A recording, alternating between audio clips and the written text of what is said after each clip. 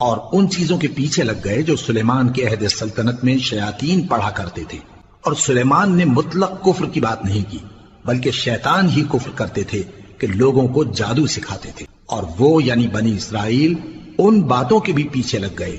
جو شہر بابل میں 2 فرشتوں یعنی ہاروت اور ماروت پر اتری تھی، اور وہ دونوں کسی کو کچھ نہیں سکھاتے تھے جب تک یہ نہ کہہ دیتے کہ ہم تو ذریعہ آزمائش ہیں، تم کفر میں نہ پڑو۔